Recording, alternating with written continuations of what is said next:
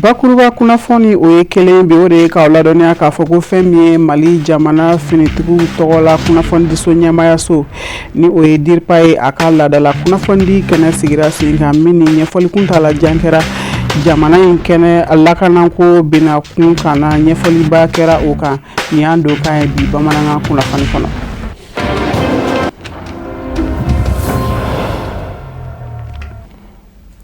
An bɛ aw fo ka waleɲuman dɔn k'a jira aw la k'a fɔ nin bamanankan kunnafoni wagati selen an balima bamanankan mɛnnaw Mali kɔnɔ ani Mali kɔ kan nin ye a waatiw kuma selen ye i n'a fɔ an ye aw tulo lasɔmi bakuruba kunnafoniw kɔnɔ cogoya min na fɛn min ye Mali jamana finitigiw tɔgɔ la kunnafonidiso ɲɛmaayaso ni o ye DIRPA ye a ka laadala kunnafonidi kɛnɛ sigira sen kan min sen fɛ colonel major Sulemani Danbele a ye ɲɛfɔli kuntalajan kɛ maaw ye ka diɲɛmaa la kunnafoniya finitigiw ka kalo kelen wuli ka jɔ baara minnu ni olu kɛra jamana in a lakanako benakun kana na ɲɛfɔli caman kɛra o kan kɛra ka bɛn tɛnɛn tɛmɛnen na ma marisi kalo tile 30 Sirifila Jabaraniso tɔgɔ la ɲɛmaa b'a dantigɛ Madi Awa Kebe a Abulayi Sogodu ka kuma galama la.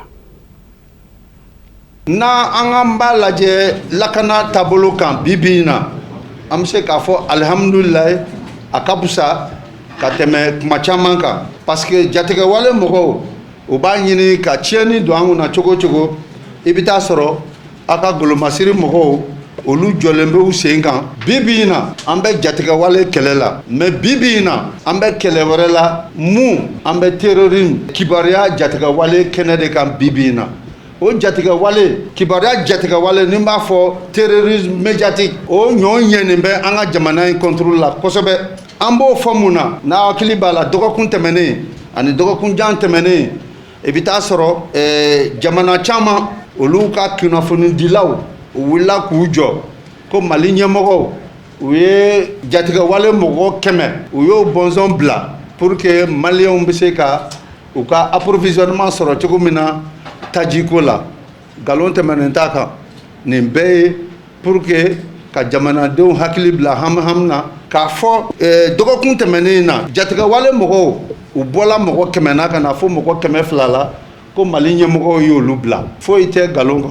foyi tɛ ka hakiliw tiɲɛ foyi tɛ ka gɛlɛya don an ni armée cɛ foyi tɛ ka gɛlɛya don an n'aw ka ɲɛmɔgɔw cɛ donc o terrorisme médiatique ni o ɲɔnen don kosɛbɛ médias internationaux dɔw bolo minnu ka taabolo tɛ foyi ye u bɛ se ka dangari kɛ Mali la cogo min a b'a dɔn k'a fɔ a bɛ kalo 6 bɔ a bɛ san 1 bɔ bi o presse mɔgɔ kelen ninnu u ko ko Bamako encerclelen don ko Bamako bɛ bin mais bi na Bamako bɛ cogo di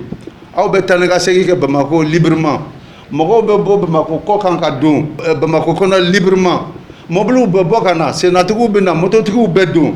mais Bamako ma bin Bamako ma bin cogo min na Mali fana tɛ bin ten Mali tɛ bin bi Mali tɛ bin sini Bamako tɛ bin bi Bamako tɛ bin sini k'a fɔ ko fɛn fɛn bɛ k'a fɔ nin ye ka jatigɛ de don mɔgɔw kunna nin ye ka miirina juguw don mɔgɔw kunna ni anw fana b'a fɔ sisan ko terrorisme médiatique de bɛ sen na donc o hukumu kɔnɔna na an b'a ɲini ka jamanadenw hakili lasigi anw sɔrɔdasiw an golomasiri tabagaw an ye an kan de di tant que anw bɛɛ ma ban Mali in tɛ bin tant que anw bɛɛ ma ban Bamako tɛ bin donc maliyɛnw k'u hakili lasigi tiɲɛ sur le terrain o dɔnnen do bi aw hakili b'a la fɛnɛ fo jamana dɔw ko k'olu ka mɔgɔw ka bɔ an ka jamana kɔnɔ ko parce que danger bɛ Bamako la parce que Bamako bɛna bin alhamdulillah bi Bamako ma bin alhamdulillah hali bi a fɔla fɛnɛ ko ni force internationale ta la mun ye jamana wɛrɛw farajɛ jamanaw n'u ta la farafin jamanaw n'u ta la ko Mali bɛ bin hali bi Mali nin bɛ yen hali sini Mali bɛ kɛ yen hali sinikɛnɛ Mali bɛ kɛ yen fana san'o bɛɛ ka kɛ u ye kɛwale jumɛnw ta k'an ka jamana sɛgɛrɛ k'an ka finitigilakaw sɛgɛrɛ o ye droit de l'homme ye n'o ye ka lakanali kɛ an bɛ se ka population lakana adamadenw bɛ lakana cogo min dangari tɛ k'u ka droitw la cogo min na dangari tɛ k'u ka laɲiniw la cogo min na o bɛɛ kɛla o si ma mago ɲɛ o ma mago ɲɛ sisan taabolo wɛrɛ kuraw de nana ta mun ye u bɛ t'u kɔkɔ da an ka kanw na o fɛnɛ kɛla u sela ka dɔɔnin k'o la mais an ka finitigilakaw an sela ka ɲɛ sɔrɔ o fɛnɛ na bi na a tɛ k'u la hali n'u y'a kɛ i bɛ taa sɔrɔ dangari bɛ k'u la mun ka ca n'anw ta ye piwu donc o baara fana bɛ sen na u tolo fana na ɲɛma sɔrɔ la u y'a essayer k'a fɔ citerne ni an ka taji olu bɛna mobili mun na ka dankari k'olu la siraw fana kan mais bi bi in na aw ka golomasiri tabagaw u wulila k'u jɔ fɛn fɛn ye citerne ka bɔ Zegwa ka na Mali kɔnɔ ka bɔ Kajana ka na Bamako ka bɔ Maɲamin ka na Bamako aw ka golomasiri tabagaw wulilen bɛ k'u jɔ mun bɛ se ka approvisionnement assurer an tɛ se k'a fɔ ko approvisionnement assuré len à 100%, mais bi bi in na dɔɔni kɛlen don a la caman yɛrɛ kelen b'a la parce que fɔlɔ la i tun b'a ye cogo min mais hali bi aw ka golomasiri tabagaw u bɛ ka baara kɛ aw bɛ se ka lafiya cogo min aw ka taji sɔrɔli ko la u tun y'a essayer k'a fɔ k'an ka jamana mɔgɔw k'olu ye bolonɔ bila fɛn dɔw la u ni jatigɛwale mɔgɔw foyi tɛ nkalon kɔ tiɲɛ t'a la a ma kɛ a ma surunya ka kɛ donc an b'a ɲini maliyɛnw fɛ u k'u jasigi an b'a ɲini maliyɛnw fɛ u k'u hakili sigi fɛn fɛn bɛ ka fɔ tan tiɲɛ t'a la fɛn fɛn bɛ ka kɛ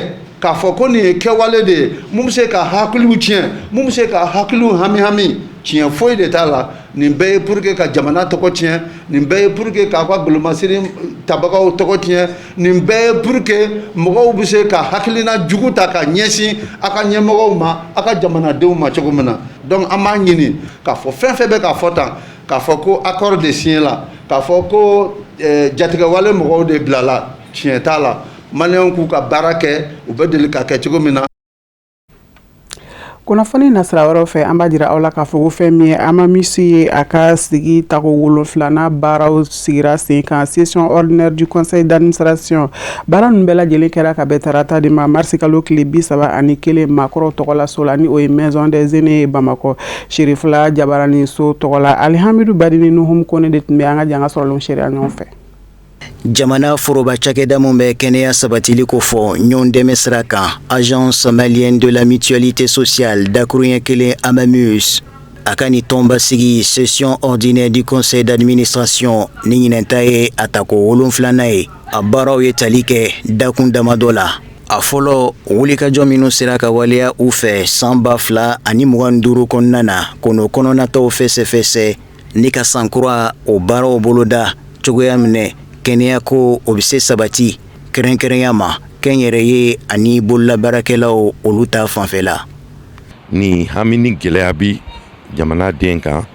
o de ye ni bana sera ma lagɛli wari furakɛli wari a musakaw n b'a bɔ min bi n'an ye jateminɛ kɛ jamana yɛrɛ ye fɛɛrɛ ba 3 de sigi sen kan ni o ye an m'o sen b'o la o ye sarataraw olu ka kɛnɛya musaka girimani tali tɔn ye fɛɛrɛ wɛrɛ sigira sen kan n'a bɛ fɔ o ma ko régime d'assistance médicale o ye seti mun ye fefefefew ka se ka o yɛrɛ furakɛ jamana yɛrɛ bɛ jɔ n'olu ka furakɛli musakaw ye ni olu ta ka o fara mun bɛ sarata baara la kan n'o bɛ amu na 100 sigira olu bɛ bɛn mɔgɔ 22 de ma mɔgɔ 78 mun tora kɔ n'o ye kɛyɛrɛnyew ye boloda baarakɛlaw cikɛlaw bagamaralaw mɔnikɛlaw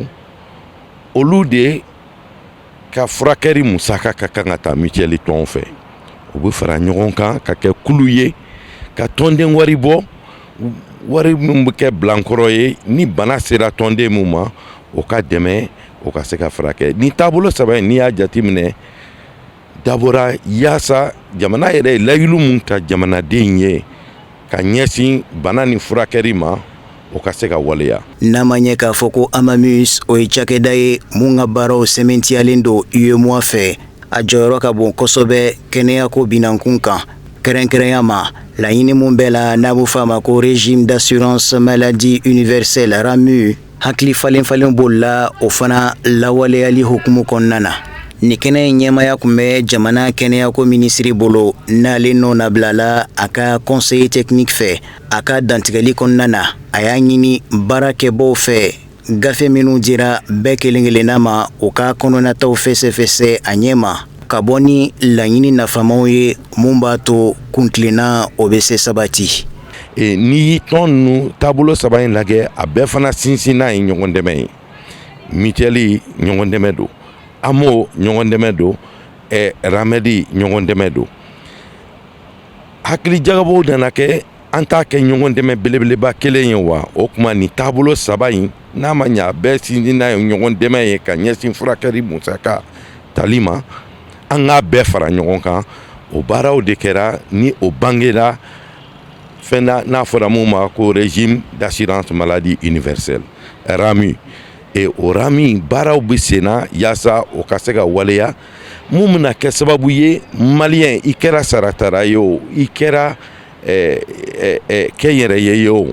bɛɛ bɛ furakɛli cogo la jamana in kɔnɔ. Hakilina jigila amaw ladɔnniya k'a fɔ ko ka bɛn ni décembre kalo tile 31 san 2025 kɔnɔna na a bɛ fɔ jɛrɛjɛkulu minnu ma ko mutuelle sociale o 190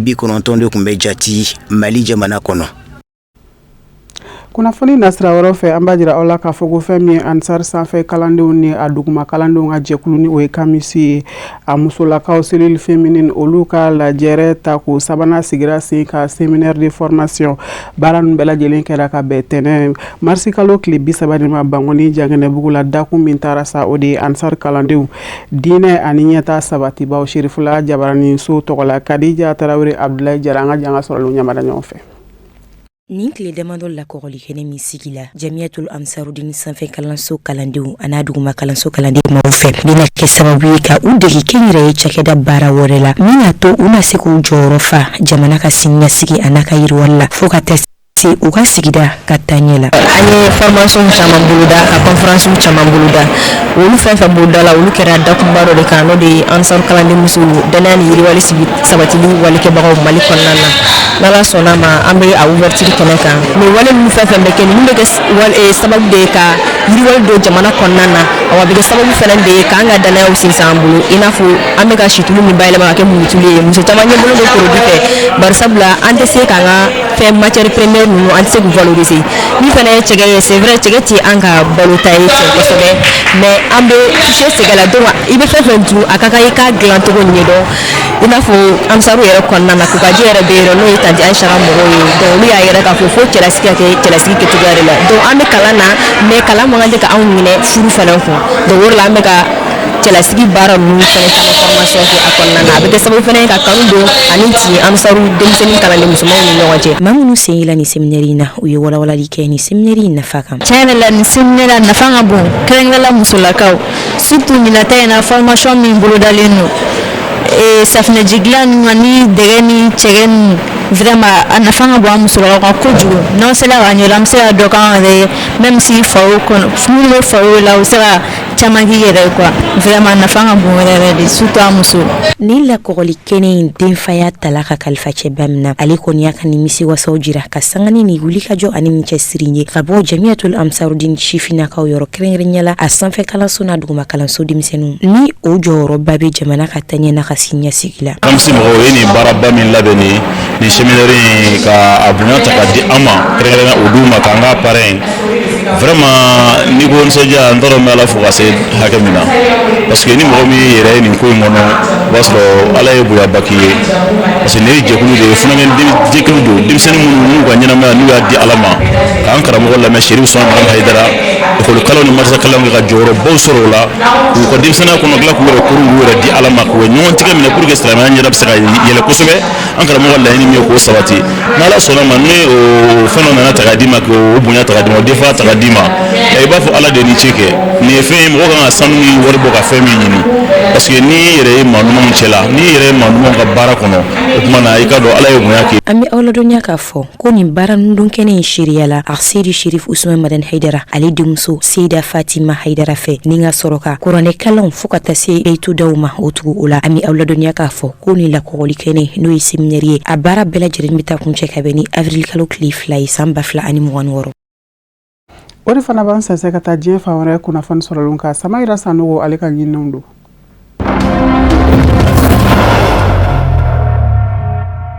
Israeli jamana kɔnɔna na sariya dɔ taara ka sɔnni sigi a kan walasa ka se ka jɔkafaga peine de mort ka don ba la ka ɲɛsin Palestine ka denw ma. Maafa jalaki taara ka ɲɛsin olu minnu ma ka jira k'a fɔ o kɛra sababu ka Israeli ka den dɔw faga. Jɛkulu min sigi bɛ guna adamadenya hakɛw la fasali kama Israeli jamana kɔnɔna na u ye o muru k'o dagoya ka sanga ni u sariya ye ko baw majɛ caman bi a la ni ka sɔrɔ ka nɔfɛtigiw kɛ u ka kɔrɔfɔw la ka jira k'a fɔ wasadenw ye o sɔnni sigi a kan ka don ba la ka sɔrɔ jɛma di o ma jamana kɔnɔdenw fɛ. O min bɛ kɛ sababu ka sariya in laboli Palestine fan dɔ kan o ko ma ko Palestine Cisjordanie ni olu ka yeta la olu tɛ Israeliyɛnw ye. K'a daminɛ nin waati in na maa minnu ka baara bɛn bɛ jara weleli ma o n'a dɔn ko dɔ bɛ sen na wa diɲɛ yɛrɛ n'a dɔn k'a fɔ ko dɔ bɛ sen na baw maa ma n'i kɛra sababu ka maa dɔ bɔnɛ a nin na Israeli jamana na jɔ a jɔyɔrɔ la k'i fana bɔnɛ e nin na laseli don min kɛra Israeli jamana minisiri fɛ min ka baara bɛ taa ka ɲɛsin u ka lakana sabatili baaraw ma. N'a sɔrɔla jamana ɲɛmaaw b'a la k'a jira k'a fɔ sariya in ta kun de ka ka jarawela kulu kɛlɛ ka bɔ jamana kɔnɔ maa caman ka yeta la o ye kuma nangi fɔ ye baw sariya min don majɛ caman de bɛ a la wa olu ma sini ye fiyewu ni sariya in ye baw nafanba tɛ a la olu ka jateminɛw la. Diɲɛ selikɛnɛni bonna kun kan sariya kisɛ in fana yen tɛ ye cogo ɲuman na baw maaw kɔni b'a la ka lagosiw de ta ka ɲɛsin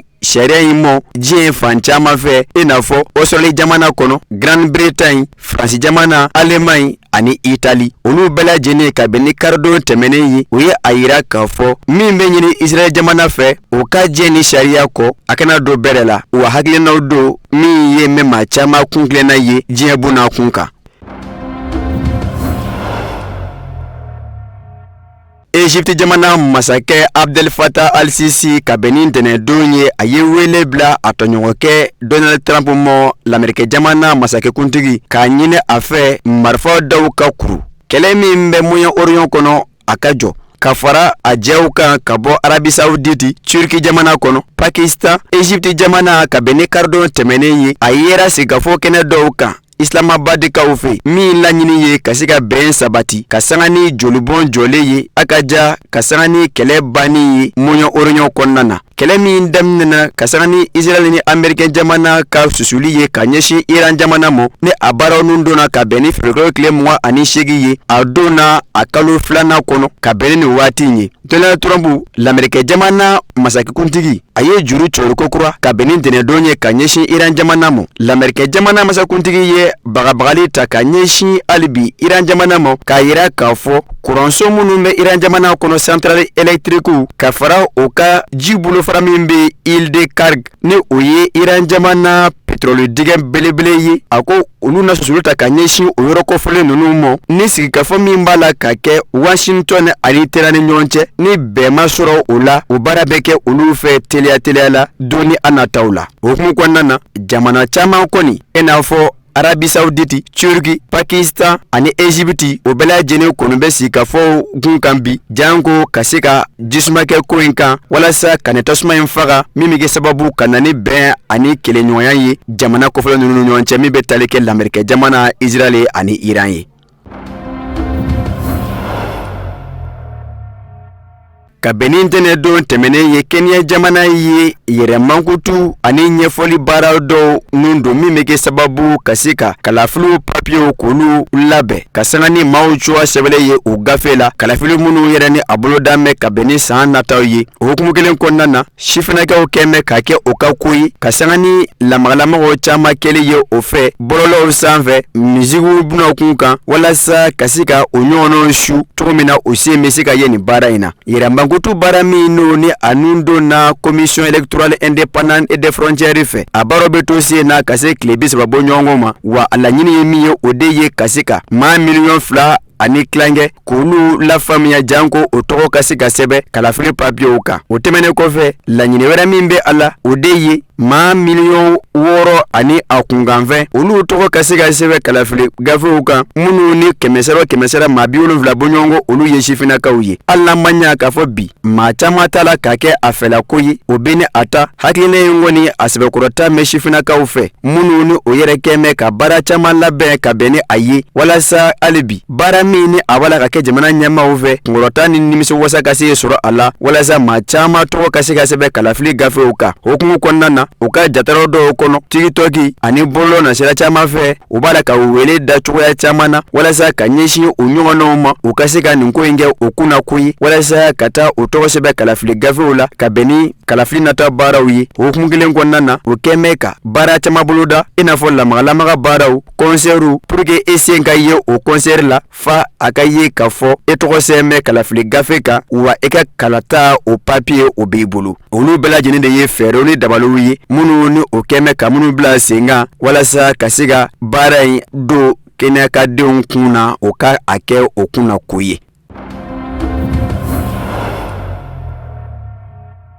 Centrafrique jamana kɔnɔna na Faustin Archange Touadéra a taara ka sigi ko kura Centrafrique jamana kunna o min bɛ ye a ka fanga tako sabanan ye 3e mandat. République Centrafrique jamana kuntigi Faustin Archange Touadéra a ye kalankɛsiɲɛ kɛ ka bɛn ni ntɛnɛndon ye ka sanga ni a sigi ko sabanan ye 3e mandat Centrafrique jamana kunna ka bɛn ni kɛnɛba dɔ ye min kɛra bangekaw fɛ yen. Centrafrique o faaba ko don jamana kuntigi min ni a kun ye kan labɔ a yɛrɛ sigiyɔrɔ nɔfɛ kalafili kolabɛnni kulu ye a yira k'a fɔ sebaya taara a fɛ masakɛ kalafiliw la minnu labɛn na Centrafrique jamana kɔnɔ ka bɛn ni desambre tile 28 san 2025 tɛmɛnen ye baw 100 maa 77 ngɔri 90 bɔɲɔgɔnko olu ye o fɛlɛ yira a la k'a yira k'a fɔ u bɛ a fɛ wa o jaabiw sɛbɛntiyala u ka jamana conseil constitutionnel fɛ a sinakɛ fangako buna kun kan Anicet Georges Dologele ale a kun ye Amurukolo Dagoya k'a yira k'a fɔ kalafiliw don tɔgɔ yera a la k'a fɔ kalafiliw don nka a ma ye o minɛ kɔnɔ baw ɲugu caman de kɛra kalafili la kamasɔrɔ kɛ ale de kɛra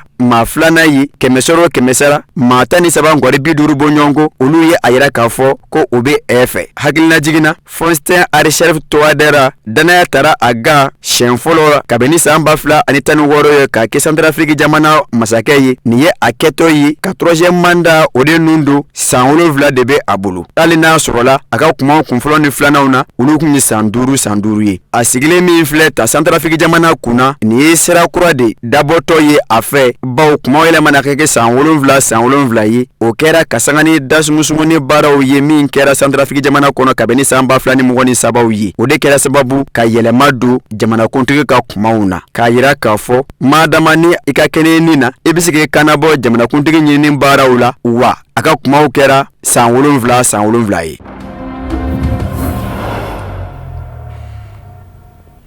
Sani ka bi bamanankan kunnafoni kuncɛ an b'a jira aw la k'a fɔ ko fɛn min ye jɔfɛn bɛɛ ye dafɛn ye kɛrɛnkɛrɛnnenya la fɛn min ye denmarayɔrɔ orphelinat Ɲaber tigi ni o ye a promotrice ye Mali Bibi Sango a ye an dabama ka welew jaabi a kɛra ka bɛn tɛnɛ a ka jɛnajaw bɛɛ lajɛlen kɛra ka bɛn tɛnɛ marisi kalo tile 30 ma ka si to san 66 la Mali jamana kɔnɔ maa lakodɔnnen don kosɛbɛ min ni a jɔyɔrɔ bonyana buna adamadenya dɛmɛ na kɛrɛnkɛrɛnnenya na ka ɲɛsin denmisɛnninw ma a kɛra olu fa ye ka kɛ u ba ye Sherifula Jabaraniso tɔgɔ la ka jɛnaja seere Sadio Sidibe Daramani Mali an ka jan o ɲamada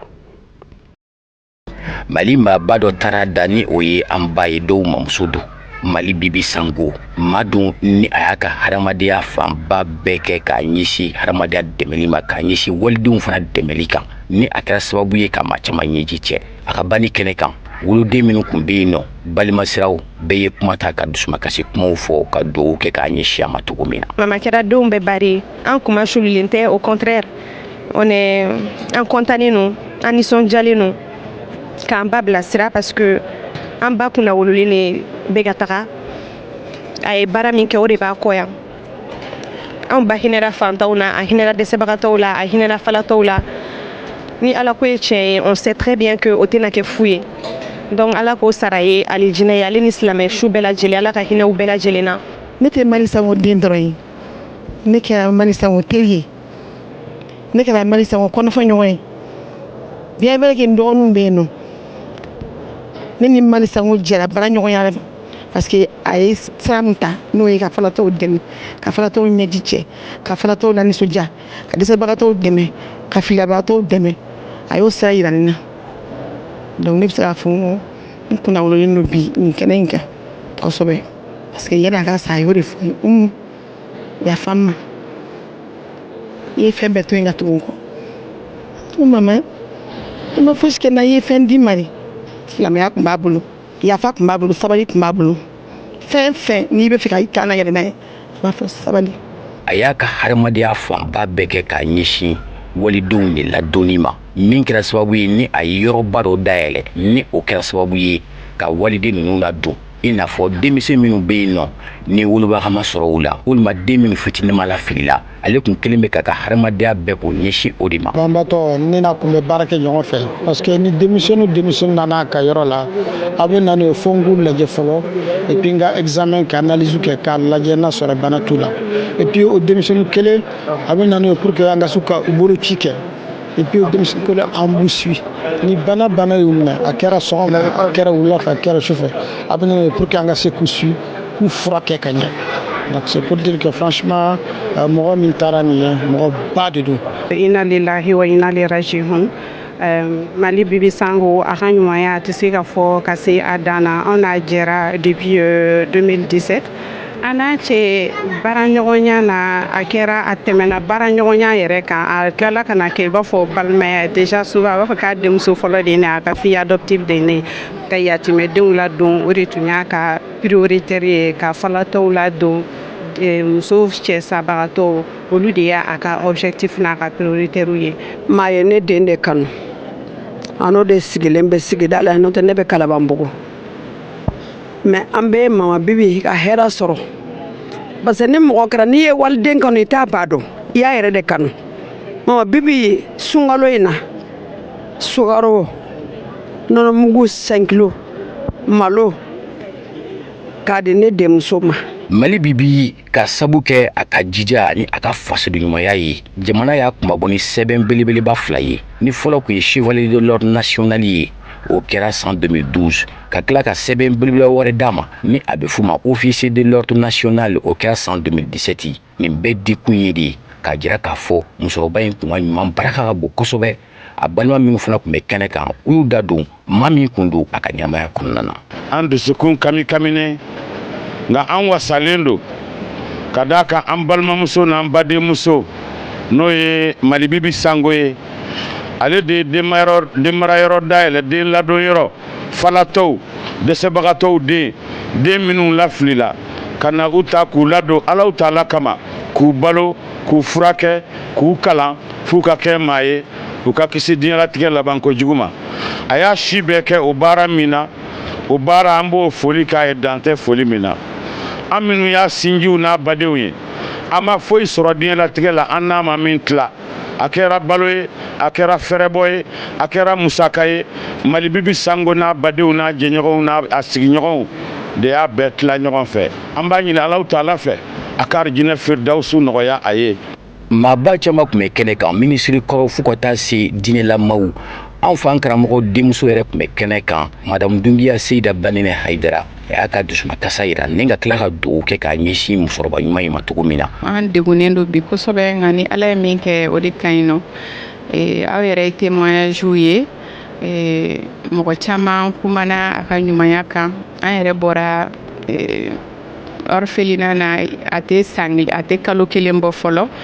ka na dɔn dɔ kɛ sunkalo kɔnɔna la ni muso in ye a ka diɲɛlatigɛ bɛɛ de di nin baara in ma cogo min na yatimɛden ninnu ani dɛsɛbagatɔw bɛ se ka hɛrɛ sɔrɔ cogo min na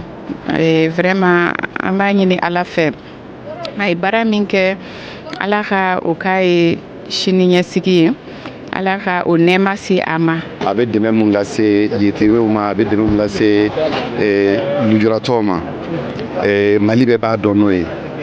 mɔgɔ de don an bɛɛ bɛ bɔ dugu kelen na mais ale tɔgɔ a taara ka bɔ dugu yɛrɛ hukumu kɔnɔna na ka bɔ Mali yɛrɛ cadre kɔnɔna na ka taa diɲɛ bɛɛ b'a dɔn nin baara in na mɔgɔ de don a ye waliden caman dɛmɛ a ye waliden caman k'a denw ye k'u ladon k'u protéger donc mɔgɔ de don ne ye chance sɔrɔ fɛnɛ n taara a lajɛ fo dɔgɔtɔrɔso la donc mɔgɔ de don n b'a dɔn hali a bananen a bɛ ka kuma dɛmɛ minnu bɛ se ka kɛ a bɛ se ka mɔgɔ minnu accompagner vraiment mɔgɔ de don an bɛ dugawu k'a ye ala k'a dayɔrɔ sumaya. An bɛ donna k'a fɔ kɛnɛ in a kun cɛra ni dugawu sanumaw ye yanni ka taa a lada a ka dayɔrɔ laban na a fatura k'a si to san 66 la ka den caman to a kɔ ani yatimɛdenw ala ka badabada dali nɔgɔya ye.